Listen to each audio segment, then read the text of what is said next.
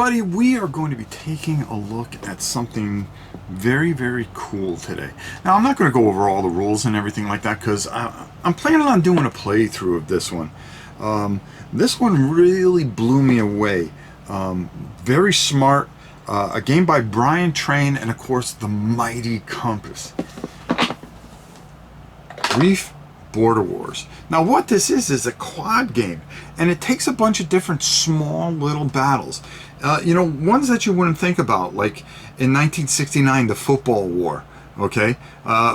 Where after a game of footy / soccer, basically started a small battle. You know, soccer games will do that. You know how hooligans are at soccer games.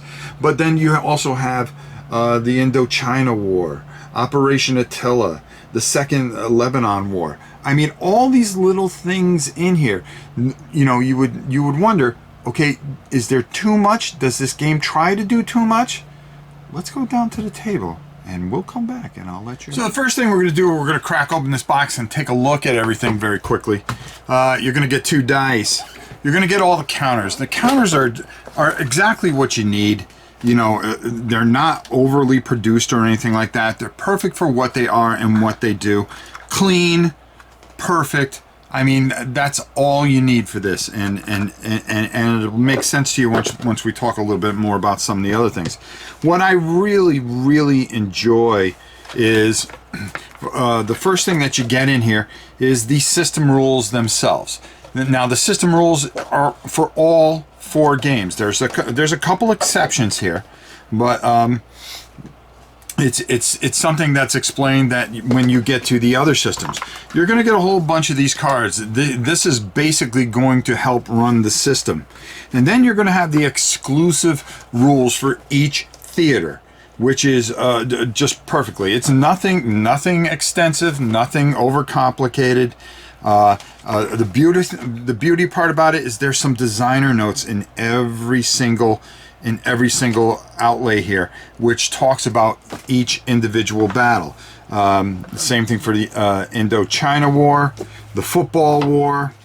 The only difference in all of them is this card here, which is this Second Lebanon War random event chart is different than the other ones that will be in each of the rule portfolios. Here is the Second Lebanon War. Again, just breaking everything down, and not much that you need to get going. These are the exclusive rules, and then we have the maps themselves. So let's take a look at these maps and open these up, and you can see how really nice these are. So here we have the maps, and these maps are beautiful. Beautifully, just everything kept nice and tight in front of you. You have your turns up here, your Turkish rear areas. That's a lot of the stuff that you'll get from the rules here. Your movement, what type of terrain it is going to be inside the box. Okay, let's take a look at some of these other maps. Here's the Football War between El Salvador and the Honduras. And then, of course, we have the Lebanon War between Lebanon and Israel. The second one here. Again, just perfect maps. Beautiful maps. And then finally, the Indochina War, Third Indochina War, which, as you can see, another spectacular map. The thing that really makes this game stand out are these cards, okay? At the beginning of the game, you are going to deal out 6 white cards to one side and 6 gray cards to the other side. Then you're going to mix these cards together, and then a person's going to pull 6 cards. And whether they are white or gray doesn't matter. What they're going to do is divvy them up to the person that's playing the white and the person that's playing the gray. There's a chance that there might be more cards on one side, and that is going to favor one side for one turn. So, you know, everybody does have a bad day at war sometimes. So the player with the most cards, of course, will end up going first. And all these cards do different things. For instance here, this will allow you to move 2 units. Or if you use it for the combat side, you can combat with 6 units. Now, there is a card in here, which I'm going to pull out, that you may end up with, which is a random event. When this comes out, you are going to put it down, and then you are going to roll on a random event card. For the Lebanon War, it has its own particular, as you can see, random event log here, where you're going to roll and different types of things are going to happen. For the other ones, like the football war here, it's all built in here.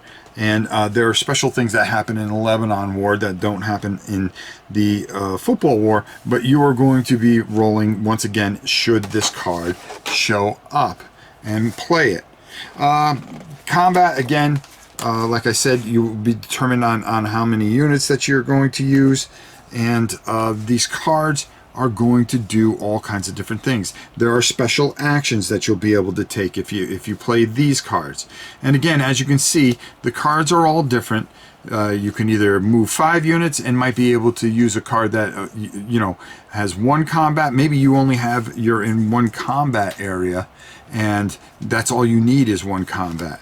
So you have to play your cards wisely, as these cards, as you can see, there are a couple of random events in here.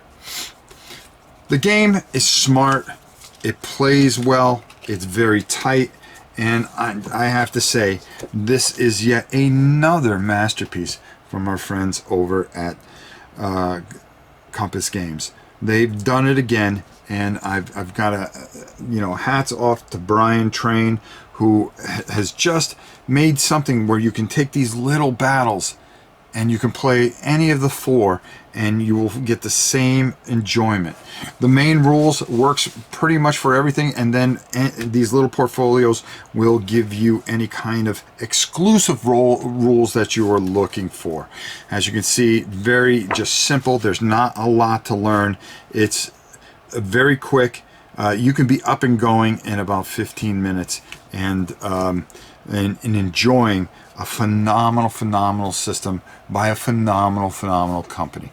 So let's send it up top and get my final thoughts. Now listen, this is glorious, okay? Now, I gave you a brief overview. I didn't go over a ton of rules and everything like that. One of the things that I really found intriguing were the cards, and how the cards work, and how the special events can kind of change some of your strategy here and there. I got a chance to play 2 out of the 4, okay, and I want to play this even more. And like I said, this is a nice overview of it and what I feel about this so far. I really think this is smart, intuitive. I love the card play. I love that you can have these maps and have everything in front of you. I'm somebody that likes to play the big game, okay, like Stellar Horizon and World at War and all those things. I love those games. But sometimes you just want to sit down, pick a little theater, and pick out a battle. And this does this for you. And it doesn't do it good. It does it great. And that, for me, is amazing. And I really have to commend Compass Games once again for just giving you all that gameplay and passion in it. And to Brian Train, who really, this is very well thought out, very fun, easy to learn, impossible to master, but it's very smart, challenging, and exciting. And I have to say, I can't wait. The funny thing is that when I got this, I opened it up and I started with the football war, and I played it once, and after I was done, I went, wow. And I thought about it. It was one of those games that sticks with you and it stays with you. And I said, let me go back and play it again. And I played it again, and I was even more intrigued. Then I moved on to a different theater, and I found myself playing that 3 times. So I didn't even get to play the rest of the theaters, because the way it changes, the way it's different every single time. These cards do a lot of things, and you could be rich with cards, or you could be poor with cards. And then let's not forget the couple of random events that can really mess you up.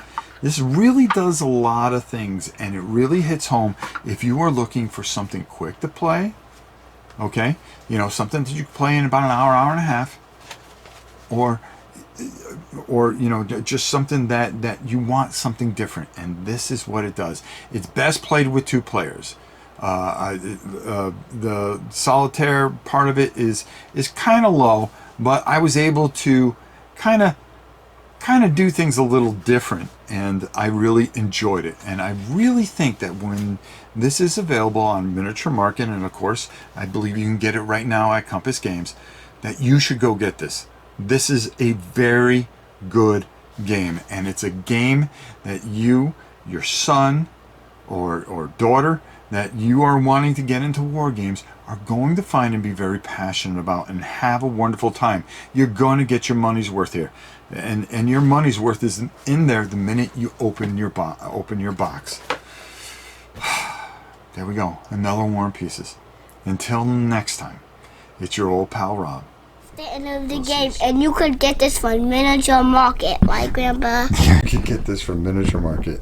That's right. Yeah, everything you need. Bye.